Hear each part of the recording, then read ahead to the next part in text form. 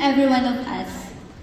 First and foremost, I would like to thank ADSL for inviting me as your guest speaker, especially to our Honorable School President, Mrs. Edna Galindez de Maala, Mrs. Edlar de Maala Costales, Mr. Salvador Costales, Mrs. Catherine Fajardo de Maala, Mr. Lorenzo de Maala II, Mrs. Jomela de Maala Mitin, Mr. Giray Mitin, Lorian, Renzo, and Terence, beloved professors, teachers, passionate staff, proud parents, fellow guests, and of course, graduates who were finally taking the last step of your academic journey. It is an absolute honor to stand before you today where my own educational journey began. As I look out at the familiar faces of my dear alma mater, I am reminded of the countless memories, experiences, and lessons that shaped me into the person I am today. As I reflect on the twists and turns that have brought me to this moment, I am grateful for the strong foundation that this school provided. I am thrilled to have the opportunity to share my experiences, insights, and perspectives with the next generation of leaders and change makers.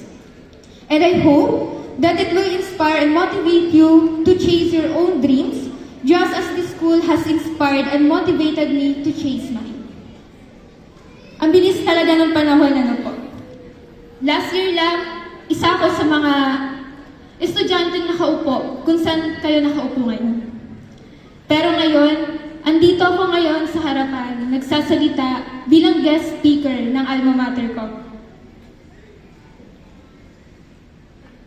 Maniwala po kayo sa hindi, ako po ay estudyante o nagsimula mula nung ako'y kinder pa po hanggang sa graduate ako last year ng college dito sa Academia de San Lorenzo. Sa course na Bachelor of Science in Business Administration, major in Marketing Management, as cum laude. Opo, naging saksi po ako sa unting-unting pagbago ng Academia de San Lorenzo. Sa loob ng 17 taon, loyal ko po, no? Madami akong natutunan, madami akong nakilalang mga tao. Nakilalang teachers, naging kaklase, naging ka-teammate. Kasi naging isa po ko, or naging part din po ako ng Lorizonian Pep Squad before. At aminin ko, isa ako sa mga estudyante, masayang-masaya kapag month na ng August, September, October, March. Kasi yan na yung mga panahon na nag-pull out na kami. Yan yung, nandyan yung CLAPSA, Season Prisa, NCC Finals, NCC Qualifiers, ang Buklod, madami pa. At alam ko, iba dito, iba din sa mga graduates dito, ay naging student athlete din. Mga atleta na hindi naging hadlang ang pagiging atleta para hindi makapagtabos ngayong araw na ito. Maiba lang po tayo. Nung araw na nalaman ko po na magiging guest speaker ako ngayong araw, halo-halong emosyon. Sabi ko pa sa ate ko nun, bakit ako? Kasi mahiyain po ako eh. Hindi po ako sanay humarap sa mga maraming tao at magsalita sa harap. Opo, kinabahan ako. Kinabahan ako na kasi nga hindi ako sanay. Pero mas inisip ko na lang, or kayo din, mas maganda isipin nyo din na yung good side. Huwag kayo lagi kakabahan. Mas naisip ko na maraming tao, may estudyante din na nangangarap na maging isang guest speaker na katulad ko. At ngayon, natupad ko naman. Then, nung nakaraan, share ko lang, may nakita ako na libro. So, English book namin siya nung grade 7 kami. May pa-activity doon si Sir Melville na ang tanong, where do you see yourself 10 years from now? And ang sagot ko doon, maybe I have a stable job, living my happy life, and doing what I love the most. Ang sarap lang sa pakiramdam pakiramdam kapag may activity ka na nababalikan na ganun. At yung activity na yon, nagkatotoo ba? And yes, nagkatotoo. Thanks to God, thanks to my family, my mama, papa, ate, kuya, and people around me. And of course, sa ADSL. Kasi kung hindi dahil sa trimester or sa 3 years course ni ADSL, hindi matutupad yung 10 years promise na yon. Kasi to be exact, yung 10 years na yon is ngayong taon. During my senior high school and college days, hindi madali. Lalo pa po nung batch na yun, kami po yung first batch ng pandemic babies. Akala ko, yun na yung realidad, or yun na yung totoong buhay, which is buhay naman siya.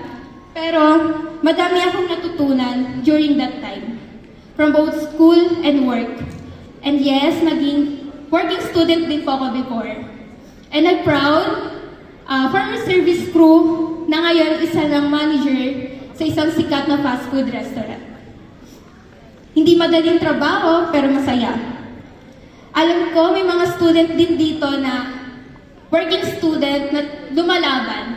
At congratulations kasi nandito na kayo, nakatungtong na kayo ngayon sa kung anong kailan ng buhay. Nakagraduate na kayo. At alam ko yung iba dito sa inyo, service crew, familiar sa akin yung mukha kasi iba dito crew ko din. Proud si ma'am sa inyo, may incentive ka. Diyan. So, kahit naman sa mga hindi working student, congratulations. Kasi alam ko yung pressure, alam ko yung pagod, naiintindihan ko. At napagdaanan nyo bago kayo makatungtong o bago kayo makapagsuot ng toga. And share ko lang yung natutunan ko or realization ko after ko makagraduate. Naisip ko siya after ko makapasa sa last interview ko with our operation consultant. It is not about which school or university you finish. It's all about you at the end of the day. Mapa-university, private or public school ka pa, nakadepende pa rin sa'yo yung takbo ng buhay mo pagkatapos ka makapagtapos. Yes, correct. True. Which is true. As a fresh graduate from this school, alam kong malayo na yung narating ko. Katulad nyo ko na after graduation, pressure talaga. Kasi harapan na ng trabaho yan, harapan na ng work. Alam ko yung iba dito, sobra-sobra yung pressure kasi hindi pa alam kung saan landas sila pupunta. Kung anong work yung a-applyan, kung anong kumpanya yung tatanggap sa kanila, kung saan magtatrabaho, at yung iba sa inyo nagtatanong or hindi pa alam kung paano gumawa ng resume. At higit sa lahat, alam kong madami sa inyo takot na disappoint. Babalik na naman tayo sa kasabihang, try and try until you succeed. Napakasimpleng kasabihan, pero totoo po yan. 1 year ago, isa ako sa graduates ng batch 2022-2023. During that time, crew trainer pa ako or service crew.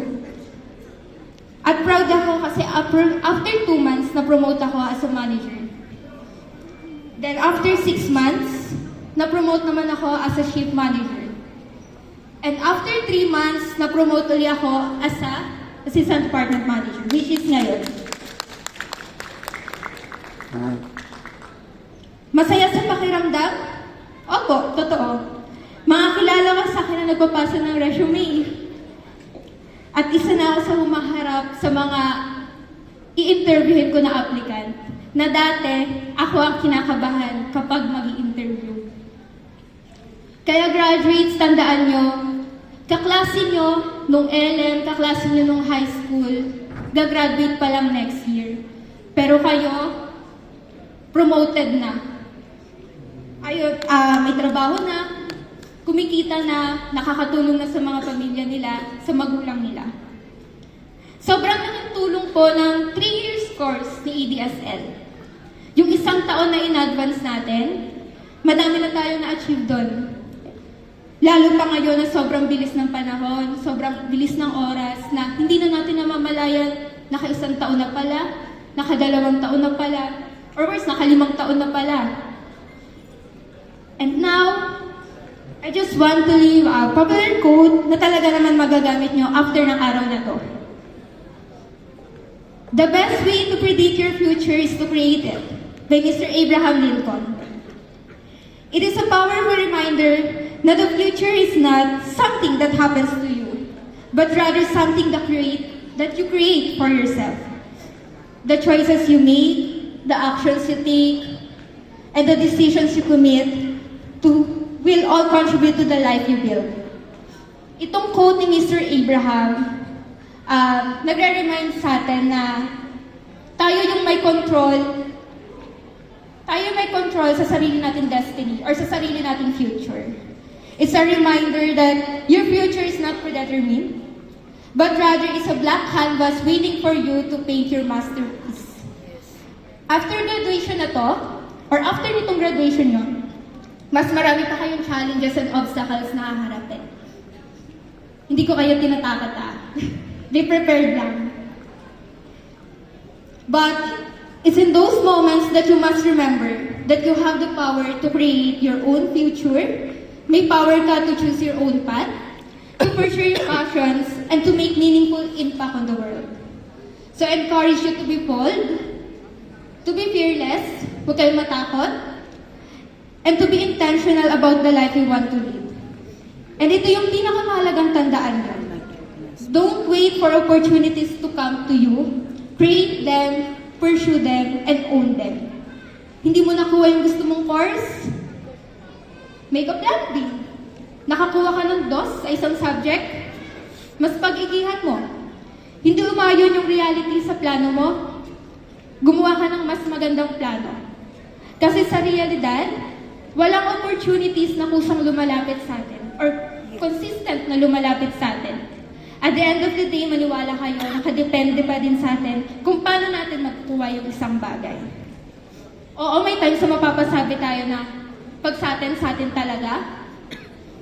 But kung gusto mong ma-achieve yung gusto mo, don't wait for it. Work hard for it. May isang tao na malapit na nag-share na there will be no accident for your future for what it will be. You are the concern for what was and what will it be. And there is a saying from the movie ng Kung Fu Panda na sinabi ni Mr. Uwei na yesterday is a history, tomorrow is a mystery, and today is a gift. That's why it is called the present. Minsan kasi, nag-overthink tayo kung ano yung magiging outcome or yung kung ano yung pupuntahan natin. Minsan, iniisip agad natin yung mga pwedeng mangyari. And minsan, or ang nangyayari, negatibo yung naiisip natin, which is hindi naman dapat. Minsan, kailangan natin maging tago. Maging ikaw kung ano ka ba talaga. Kasi dun mo malalaman at mas kikilala pa yung sarili mo. We always have a give and which is today. Walang swerte, malas yun. Dahil sa buhay, hindi natin kailangan umasa lagi sa swerte. Magdasal tayo para ma-achieve natin siya. Pero lahat, kilos at diskarte yung puhunan sa realidad. As you graduate, paglabas niyo mamaya dito sa hall na to, simula na ng lahat. Where the decisions you make will have a profound impact on the person you will become and the life you will live. Laging tandaan na you have the power to create the life you want, to chase your dreams, and to make a meaningful difference in the world. The future is not something that happens to you, it's something that you have the power to create it. Alright, today, I hope I inspired and motivated you to chase your passions, to take calculated risks, and never settle for mediocrity. Once again, thank you for having me as your guest speaker. Congratulations, graduate of Batch 2024. God bless and good luck on your journey. Thank you. Let's give a big round of applause to our guest speaker, Ms. Crisel Fajardo. Stay on the stage, Ms. Crisel. So thank you for your inspirational message to our graduating class. So she is a living proof that you can become successful if you have the heart, the passion, determination, and everything that you are doing. So she will be receiving a certificate of appreciation. This certificate is awarded to Ms. Grisel Fajardo for imparting her valuable insight and inspiration to the college students during the 19th commencement exercises. Given this 4th day of July 2024 at City Convention Center, signed by our